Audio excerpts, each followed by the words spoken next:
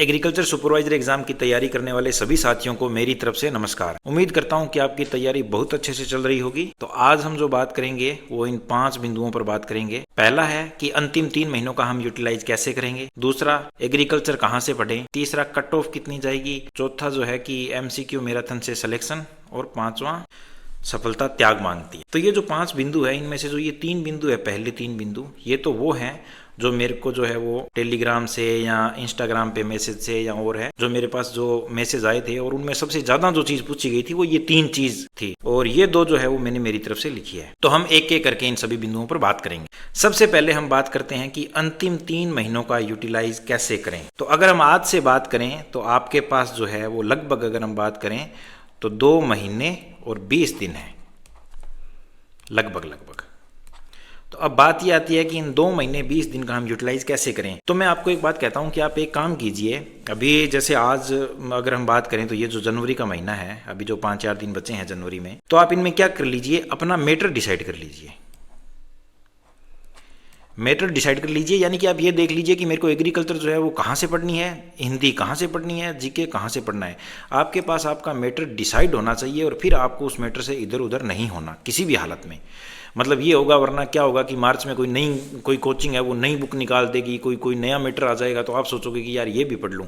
ऐसा नहीं करना है, आपको एक मैटर डिसाइड कर लेना है। हाँ, बाद में ऐसा लगता है, मान लो आपने कोई एक मैटर डिसाइड कर लिया, मान लो एग्रीकल्चर का आपने एग्रोनॉमी का कोई कोचिंग नोट्स है आपके पास, आपने वो डिसाइड कर लिया कि मेरे को यही पढ़ना है। फिर आपको ऐसा लगे कि कोई और किसी जगह से मान लो कि पढ़ना है, मान लो कोई ऐसा आ जाए, तो आप थोड़ा बहुत क्या कीजिए, उसी नोट्स में ऐड कर लीजिए थोड़ा बहुत। ऐसा नहीं है कि आप नया ही नोट्स पढ़ रहे हैं। देखिए, आप एक चीज़ का ध्यान रखिए कि जो एक टॉपिक होता है ना, एक टॉपिक, उसको एक ही जगह से पढ़ना चाहिए। एक ही जगह से कैसे पढ़ना चाहिए? जैसे मान लीजिए, अगर मैं राजस्थान जीके की बात करूं, मान लीजिए आपने महाराणा प्रताप जो है वो एक जगह से याद किया है। जैसे मान लीजिए आपने कोई नोट्स फॉलो कर रहे हो और उसमें आप महाराणा प्रताप याद कर रहे हो, ठीक है, एक जगह से पढ़ रहे हो आप नोट्स। फिर क्या हुआ कि फिर आप जैसे इस समय ट्रेंड आपने देखा कि इसमें तो क्या हो रहा है कि जो 9th-10th की बुक है उसमें से बहुत ज़्यादा क्वेश्चन आ रहे हैं, तो आप फिर क्या करते हैं, चलो ये नोट्स है इनको छोड़ो और अपने वो 9th-10th वाली बुक ले आते हैं, वो पढ़ेंगे। नहीं, ऐसा नहीं करना है। आपने जैसे मान लो महाराणा प्रताप के पास आपके पास नोट्स पढ़े हैं, आप क्या कीजिए कि जो बुक है हिस्ट्री की, मान लो हिंदी ग्रंथ अकादमी की है या और जो भी है RBSE बोर्ड की जो बुक है जिसमें कि ये राजा महाराजा दिए हुए हैं, तो आप क्या कीजिए, वो लीजिए, एक दिन बैठिए और क्या कीजिए कि जैसे मान लीजिए राजा महाराजा आपने चैप्टर ले लिया, और महाराणा प्रताप में 90% चीज़ें तो क्या होती है, सेम ही होती है, 10% अलग होती है।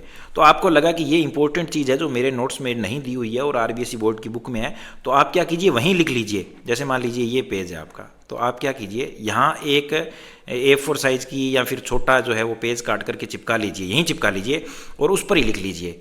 क्योंकि जब आप रिवीजन करेंगे ना, तो वो एक ही चीज़ पढ़नी है, एक ही जो टॉपिक है उसको 2 जगह से नहीं पढ़ना। वरना क्या होता है, हम जब एग्ज़ाम देते हैं ना, जब हम जब आप एग्ज़ाम हॉल में बैठे होते हैं, तो जब आप क्वेश्चन करेंगे ना, तब हमारा माइंड किस तरीके से काम करता है मैं आपको बताता हूँ। जैसे मान लीजिए कि ये 2 आपके जो आपने नोट्स बना रखे थे, रजिस्टर है, उसके 2 पेज हैं, ये लेफ्ट साइड का पेज है, ये राइट साइड का पेज है, ठीक है। यहाँ पे महाराणा प्रताप लिखा हुआ है, यहाँ पे महाराणा कुंभा लिखा हुआ है। मान लीजिए कि यहाँ कोई भी डेट है, मान लीजिए हम एक एग्जांपल लेते हैं, मान लो ये 1570 है, मान लो यहाँ पर भी कोई और डेट है, तो क्या होगा, क्वेश्चन आया जिसमें 1570 दिया हुआ है, तो आपका माइंड कैसे काम करता है कि यार 1570 जो है ना वो पेज के इस तरफ लिखा हुआ था, और इस तरफ जो है वो महाराणा प्रताप का मैंने जो है वो याद किया था कि इस तरफ महाराणा प्रताप है। तो हमारा दिमाग ऐसे भी काम करता है, वहाँ पे कुछ क्वेश्चन होते हैं जो इस तरीके से भी सोल्व होते हैं कि इस पेज के इस तरफ लिखा हुआ था, इस तरफ जो है वो ऊपर लिखा हुआ था, लेकिन इस तरफ महाराणा कुंभा तो नहीं है, इस तरफ तो महाराणा प्रताप लिखा हुआ है, मेरा कुंभा तो जो है वो राइट साइड में लिखा हुआ है। तो ऐसे भी हम क्वेश्चन के आंसर तक पहुँच जाते हैं। लेकिन जब क्या होता है कि सेम ही टॉपिक हो, चाहे आप, मैं बताऊँ कि चाहे महाराणा प्रताप का जो पूरा जो है ना सेम ही आप 2 जगह से पढ़ोगे ना, उसका भी कोई मतलब नहीं है। उससे क्या होता है, हमारा माइंड जो है वो कन्फ्यूज होता है। वरना सेम चीज़ को हम लिख करके बार बार पढ़ेंगे ना, तो वो अच्छे से हमें याद होगा। अगर कोई सेलेक्ट हुआ है और उसको आप पूछेंगे ना कि एक लाइन में क्या आधार है सिलेक्शन का, तो वो आधार है मल्टीपल रिवीजन। आप कितनी बार रिवीजन करते हैं किसी चीज़ का, वही आपकी सफलता का आधार है। और आप ज़्यादा बार रिवीजन तभी कर पाएंगे जब आपके पास आपका मैटर डिसाइड होगा। तो आप इन 4-5 दिनों में क्या कर लीजिए, अपना मैटर डिसाइड कर लीजिए कि मुझे कहाँ से पढ़ना है, क्या पढ़ना है। हाँ, पढ़ चाहे आप 2 महीने बाद रहे हो। मान लीजिए आपने कोई मैटर डिसाइड किया, आप ये सोच रहे हो कि मुझे जो है ये वाला मैटर जो है ये 15 मार्च से 30 मार्च के बीच पढ़ना है, वो कोई इशू नहीं है, कोई बात नहीं, आप बाद में पढ़ लीजिए अगर आपको ऐसा कुछ लगता है तो। लेकिन वो डिसाइड होना चाहिए कि मुझे कहाँ से पढ़ना है, कितना पढ़ना है। हम लोग क्या करेंगे, अंतिम 3 महीनों का यूटिलाइजेशन कैसे करेंगे। 1 नंबर क्या है, हमारा मैटर डिसाइड होना चाहिए। 2 नंबर क्या है, ये मैटर भी हमें 31 जनवरी तक डिसाइड कर लेना है कि हम कहाँ से पढ़ेंगे।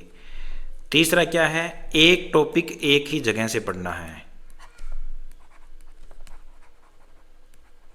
ठीक है। चौथा क्या है, नोट्स में एड ऑन हम कर लेंगे, कहीं से भी हमें लगता है तो हाँ एड ऑन हम कर लेंगे, उसमें कोई दिक्कत नहीं है। और 5वां क्या है, मल्टीपल रिवीजन। आप रिवीजन पर पूरा फोकस कीजिए। आप ये मान के चलिए कि आपकी कोशिश ये होनी चाहिए कि आप कम से कम 4 से 5 बार रिवीजन कर लें। मतलब जितनी ज़्यादा रिवीजन करेंगे ना उतना ज़्यादा आपके सिलेक्शन का चांस होगा। देखो मैं आपको एक कड़वा सच बताता हूँ, कड़वा है, देखो सच हमेशा कड़वा होता है। MCQ मैराथन से सिलेक्शन नहीं होगा,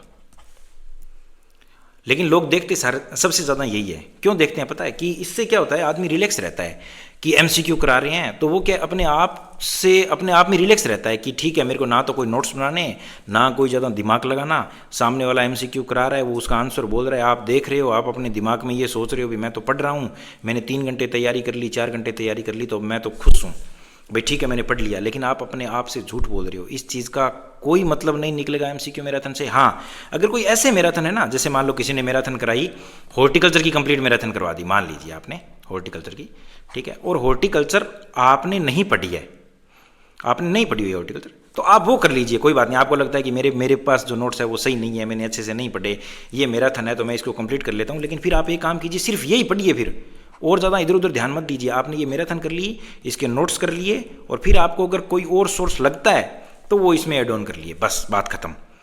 लेकिन MCQ मैराथन है, इसका कोई मतलब नहीं है, कोई मीनिंग नहीं है इस चीज़ का।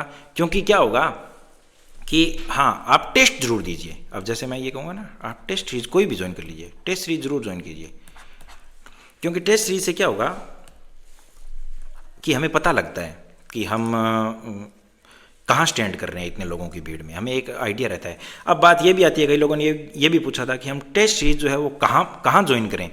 तो आप टेस्ट सीरीज में, मैं बताऊँ सभी अच्छी होती है, टेस्ट सीरीज सारी अच्छी है जो भी करवा रहे हैं। आप कहाँ करिए, जो शेड्यूल आपके अकॉर्डिंग हो, जिसका शेड्यूल जो है ना वो आपके अकॉर्डिंग हो। जैसे कई लोगों को क्या होता है कि अलग अलग होता है, कोई तो क्या है कि हिंदी, जीके और एग्रीकल्चर सबको साथ लेके चलते हैं। कुछ का ऐसे होता है कि मैं पहले तो जीके कर लूँ या हिंदी कर लूँ, फिर मैं एग्रीकल्चर कर लूँ। कईयों का अलग अलग रहता है। तो आप शेड्यूल देख लीजिए, जिस कोचिंग का शेड्यूल आपके हिसाब से सही बैठ रहा है, आपको लगता है कि मेरी तैयारी के हिसाब से सही बैठ रहा है, आप उसको कीजिए। टेस्ट सीरीज जरूर ज्वाइन कीजिए। लेकिन ये MCQ मैराथन के चक्कर से जो है ना, आप जितना बचेंगे, मैं तो यही कहूँगा उतना ठीक रहेगा। वेस्ट ऑफ टाइम है, मुझे तो इसका कोई फायदा नहीं लगता। हाँ, एक चीज़ और ऐड करना चाहूँगा कि मान लीजिए आपने कोई टॉपिक पढ़ा, जैसे मान लीजिए आपने साहित्यकार पढ़ा, आज आपने साहित्यकार पढ़ लिया, साहित्यकार आपको अच्छी तरीके से याद है, फिर आप MCQ मैराथन देख रहे हो उस साहित्य की ये देखने के लिए कि मुझे कितना याद रहा है, कितना याद नहीं रहा, वो तो फिर भी चलो ठीक है। लेकिन अगर आप याद करने की सोच रहे हो ना MCQ मैराथन से, तो आपको मैं कहता हूं कि आपको कुछ भी याद नहीं होगा। अब हम आगे आते हैं, लास्ट जो मैं आपको कहना चाहता हूं कि सफलता त्याग मांगती है। कोई भी आदमी जिसका सिलेक्शन हुआ है ना आपके पास से, इतने समय में जिसका सिलेक्शन हुआ है, मैं आपको एक चीज़ बता दूं कि अगर उसका जेन्युइन सिलेक्शन हुआ है, मान लो पेपर नहीं खरीदा, ये नहीं खरीदा, जेन्युइन अगर सिलेक्शन हुआ है ना, तो आप उसने कहीं ना कहीं त्याग किया है, आपको त्याग करना पड़ेगा। एक लाइन है कि pain is temporary and regret is for ever.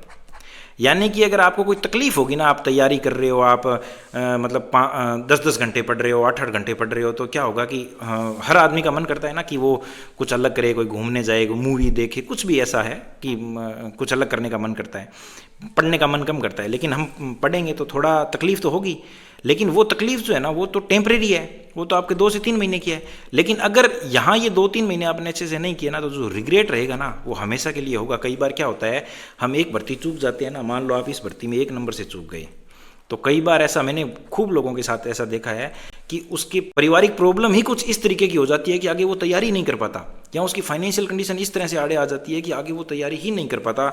इसलिए जो मौका मिला है उस मौके को आप उपयोग करो और अच्छे से तैयारी करो।